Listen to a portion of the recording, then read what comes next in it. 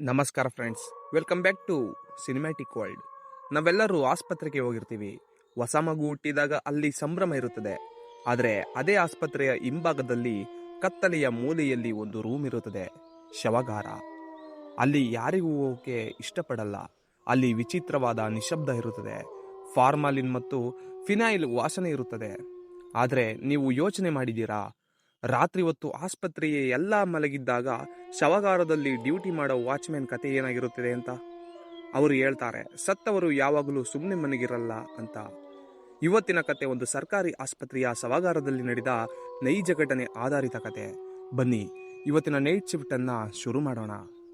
ಈ ಕಥೆಯ ನಾಯಕ ಶಂಕರ್. ಊರಿನಲ್ಲಿ ಬರಗಾಲ ಬಂದು ಹೊಟ್ಟೆಪಾಡಿಗಾಗಿ ಸಿಟಿಗೆ ಬಂದಿರ್ತಾನೆ. ಓದಿದ್ದು ಕಡಿಮೆ, ಹೀಗಾಗಿ ಒಳ್ಳೆ ಕೆಲಸ ಸಿಗಲ್ಲ. ಕೊನೆಗೆ ಅವನ ಪರಿಚಯದವರ ಮೂಲಕ ಒಂದು ಹಳೆಯ ಆಸ್ಪತ್ರೆ, ಸರ್ಕಾರಿ ಆಸ್ಪತ್ರೆಯಲ್ಲಿ ನೈಟ್ ವಾಚ್ಮ್ಯಾನ್ ಆಗಿ ಕೆಲಸ ಸಿಗ್ತದೆ. ಆದರೆ ಕಂಡೀಷನ್ ಇಷ್ಟೇ, ಅವನು ಕೆಲಸ ಮಾಡಬೇಕಾದ ಜಾಗ ಶವಗಾರ. ಶಂಕರ್ಗೆ ಸ್ವಲ್ಪ ಭಯ ಇದ್ರೂ ಹಸಿವು ಮತ್ತು ಸಾಲದ ಬಾಧೆ ಅವನನ್ನ ಕೆಲಸ ಒಪ್ಪಿಕೊಳ್ಳುವಂತೆ ಮಾಡುತ್ತೆ. ರಾತ್ರಿ ಪೂರ್ತಿ ಕುರ್ಚಿ ಮೇಲೆ ಕೂತು ನಿದ್ದೆ ಮಾಡೋದು ತಾನೆ, ಸತ್ತವರು ಎದ್ದು ಬರ್ತಾರಾ ಅಂತ ಧೈರ್ಯ ಮಾಡ್ತಾನೆ. ಅಂದು ರಾತ್ರಿ 9 ಗಂಟೆ ಶಂಕರ್ ಡ್ಯೂಟಿಗೆ ಜಾಯ್ನ್ ಆಗ್ತಾನೆ. ಅಲ್ಲಿ ರಿಟೈರ್ಡ್ ಆಗಿರೋ ಹಳೆಯ ವಾಚ್ಮ್ಯಾನ್ ರಂಗಪ್ಪ ಚಾರ್ಜ್ ಕೊಡೋಕೆ ಕಾಯ್ತಿದ್ದಾನೆ. ರಂಗಪ್ಪ ನೋಡಕ್ಕೆ ತುಂಬಾ ಸುಸ್ತಾದಾಗಿರ್ತಾನೆ. ಅವನ ಕಣ್ಣುಗಳ ಕೆಳಗೆ ಕಪ್ಪು ಕಲೆಗಳಿರುತ್ತದೆ.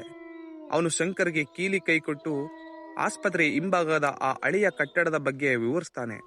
ನೋಡು ಶಂಕರ್, ಇಲ್ಲಿ ಒಟ್ಟು 12 ಫ್ರೀಜರ್ ಬಾಕ್ಸ್ಗಳಿವೆ. ಸದ್ಯಕ್ಕೆ 3 ಬಾಡಿಗಳಿವೆ. ಟೆಂಪರೇಚರ್ ಮೈಂಟೇಜ್ ಮಾಡೋದು ನಿನ್ನ ಕೆಲಸ. ಹೋಗುವಾಗ ರಂಗಪ್ಪ ಒಂದು ವಿಚಿತ್ರವಾದ ವಾರ್ನಿಂಗ್ ಕೊಡ್ತಾನೆ. ಅವನ ಧ್ವನಿ ಗಂಭೀರವಾಗಿರ್ತದೆ.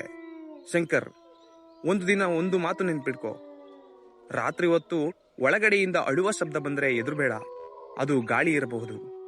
ಪಾತ್ರೆ ಬಿದ್ದ ಶಬ್ದ ಬಂದ್ರೆ ಇಲ್ಲಿ ಇರಬಹುದು. ಆದರೆ ಒಳಗಡೆಯಿಂದ ಯಾರಾದರೂ ಕದ ತಟ್ಟಿದರೆ ಅಥವಾ ನನಗೆ ಹೊರಗಡೆ ಬಿಡಿ ಅಂತ ಕೂಗಿದ್ರೆ ದಯವಿಟ್ಟು ಬಾಗಿಲು ತೆಗಿಬೇಡ. ಶಂಕರ್ ಹೇಳ್ತಾನೆ, ಏನ್ ತತ್ತ ತಮಾಷೆ ಮಾಡ್ತಿದ್ದೀರಾ, ಸತ್ತವರು ಹೇಗೆ ಕದ ತಟ್ತಾರೆ ಅಂತ. ಆಗ ರಂಗಪ್ಪ ಶಂಕರ್ನ ಕಣ್ಣಲ್ಲಿ ಕಣ್ಣಿಟ್ಟು ಹೇಳ್ತಾನೆ, ಸತ್ತವರು ಕದ ತಟ್ಟಲ್ಲ, ಆದರೆ ಕದ ತಟ್ಟೋದು ಸತ್ತವರೇ ಆಗಿರ್ಬೇಕು ಅಂತ ರೂಲ್ಸ್ ಇಲ್ಲ. ಅಷ್ಟು ಹೇಳಿ ರಂಗಪ್ಪ ಕತ್ತಲೆಯಲ್ಲಿ ನಡೆದು ಹೋಗ್ತಾನೆ. ರಾತ್ರಿ 2 ಗಂಟೆ. ಆಸ್ಪತ್ರೆ ಪೂರ್ತಿ ಸೈಲೆಂಟ್ ಆಗಿದೆ. ದೂರದಲ್ಲಿ ನಾಯಿ ಬೊಗಳೋ ಸದ್ದು ಬಿಟ್ರೆ ಬೇರೇನೂ ಇಲ್ಲ. ಶವಗಾರದಲ್ಲಿ ಭಯಂಕರ ಚಳಿ ಇದೆ. ಶಂಕರ್ ಒಂದು ಹಳೆಯ ರೇಡಿಯೋ ಇಟ್ಟುಕೊಂಡು ಬೀಡಿ ಸೇದುತ್ತಾ ಹೊರಗೆ ಕುರ್ಚಿ ಮೇಲೆ ಕೂತಿರ್ತಾನೆ. ಆದರೆ ಅವನ ಮನಸ್ಸಿನಲ್ಲಿ ರಂಗಪ್ಪ ಹೇಳಿದ ಮಾತು ಕೊರೆಯುತ್ತಾ ಇದೆ. ಅವನು ಸುಮ್ಮನೆ ಕುತೂಹಲಕ್ಕೆ ಶವಗಾರದ ಒಳಗೆ ಲೈಟ್ ಹಾಕದೆ ಗಾಜಿನ ಕಿಟಕಿಯಿಂದ ಒಳಗೆ ನೋಡ್ತಾನೆ. ಒಂದು ಮುಸುಕಾದ ನೀಲಿ ಲೈಟ್ ಉರಿತಿದೆ. ಸಾಲಾಗಿ ಜೋಡಿಸಿರೋ ಸ್ಟೀಲ್ ಫ್ರೀಜರ್ ಬಾಕ್ಸ್ಗಳು ಕಾಣ್ತಿವೆ.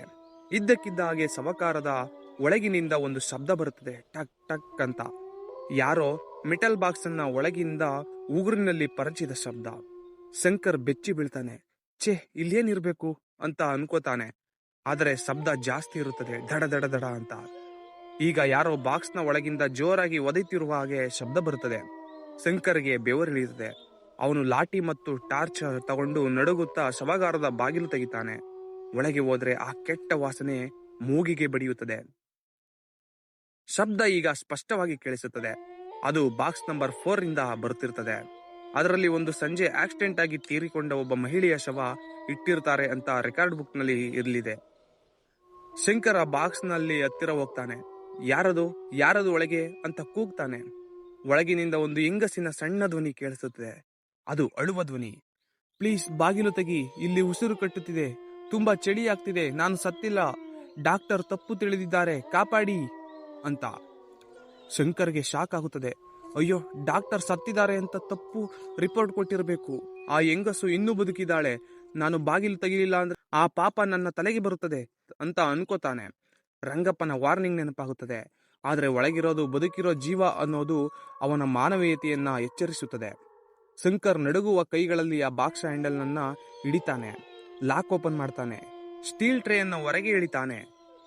ಬಾಕ್ಸ್ನಿಂದ ಐಸ್ ಹೊಗೆ ಹೊರಗೆ ಬರುತ್ತದೆ. ಆದರೆ ಬಾಕ್ಸ್ ಒಳಗೆ ಮಲಗಿರೋ ಆ ಮಹಿಳೆ ಎದ್ದು ಕೂರಲ್ಲ. ಅವಳು ಸತ್ತೇ ಹೋಗಿರ್ತಾಳೆ. ಅವಳ ಮೈ ಪೂರ್ತಿ ನೀಲಿ ಬಣ್ಣಕ್ಕೆ ತಿರುಗಿದೆ. ಅವಳ ತಲೆಗೆ ಬಿದ್ದಿರೋ ಪೆಟ್ಟಿನಿಂದ ರಕ್ತ ಹೆಪ್ಪುಗಟ್ಟಿದೆ. ಶಂಕರ್ಗೆ ಕನ್ಫ್ಯೂಸ್ ಆಗುತ್ತದೆ. ಹಾಗಾದ್ರೆ ಶಬ್ದ ಮಾಡಿದ್ದು ಯಾರು, ಮಾತಾಡಿದ್ದು ಯಾರು ಅಂತ. ಅವನು, ಛೇ, ಭ್ರಮೆ ಇರಬೇಕು ಅಂತ ಬಾಕ್ಸ್ ಅನ್ನ ಮತ್ತೆ ಒಳಗೆ ತಳ್ಳೋಕೆ ಹೋಗ್ತಾನೆ. ಆಗ ಆ ಸತ್ತವಳ ಮಹಿಳೆಯ ಕೈ ಟಣ್ಣಂತ ಮೇಲೆ ಬರುತ್ತದೆ. ಅವಳು ಶಂಕರ್ನ ಮಣಿಕಟ್ಟನ್ನ ಗಟ್ಟಿಯಾಗಿ ಹಿಡಿದುಕೊಳ್ತಾಳೆ. ಆ ಐಸ್ ಗಡ್ಡೆಯ ತರಹ ತಣ್ಣಗಿರುತ್ತದೆ, ಆದ್ರೆ ಹಿಡಿತ ಉಕ್ಕಿನ ತರಹ ಗಟ್ಟಿ ಇರುತ್ತದೆ.